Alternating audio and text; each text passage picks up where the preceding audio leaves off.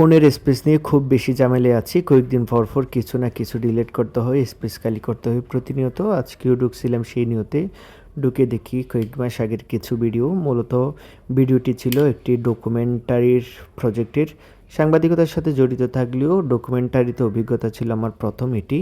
একটি খুব ভালো একটি প্রতিষ্ঠানে, সরকারি প্রতিষ্ঠানে ডকুমেন্টারির কাজ করেছিলাম। টানা ২ থেকে ৩ দিন ফিল্ডে কাজ করতে হয়েছিল।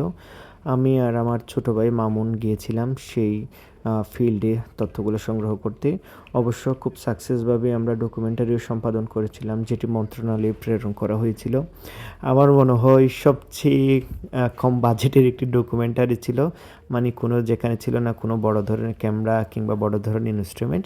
একদম বলা যায় আমার কাছে যা থাকে, আমার ছোটোখাটো আমার সাথে সাংবাদিকতার কাজে যেগুলো ব্যবহার করি, সেগুলো নিয়েই আমি মূলত ডকুমেন্টারিটা তৈরি করেছিলাম। তবে আলহামদুলিল্লাহ ওই উপজেলার প্রশাসনের একটি দফতর থেকে আমাকে সেই দায়িত্বটা দেওয়া হয়েছিল এবং আমি সেখানকার তাদের ডকুমেন্টারিটা বুঝিয়ে দিয়েছিলাম। আসলে এত অল্প দামের ইনস্ট্রুমেন্ট দিয়ে যে আমি তাদেরকে ডকুমেন্টারি করে দিয়েছিলাম, তারাও অনেক বেশি খুশি হয়েছেন। উপজেলার এই দফতরটি, নাম না বলাই হয়তো বেটার, যেহেতু তাদের প্রাতিষ্ঠানিক কিংবা অফিসিয়াল রুলস থাকতে পারে, সেই কারণে বললাম না।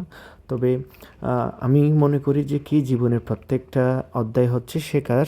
আসলে বলা যায় যে মানে আমি এই ডকুমেন্টারি কাজটাকে খুব বেশি ফিল করেছি, বিশেষ করে দুর্গম এলাকায় গিয়ে ক্ষুদ্র নৃগোষ্ঠীদের কাছে গিয়ে তাদের ফুটেজ সংগ্রহ করেছি, তাদের কথা শুনেছি এবং তাদের কথা অনুযায়ী স্ক্রিপ্ট রেডি করে, ভিডিও তৈরি করে, ভয়েস ওভার দিয়ে তাদেরকে বুঝিয়ে দিয়েছি এবং সেটি মন্ত্রণালয়েও গিয়েছে। এই আর কি।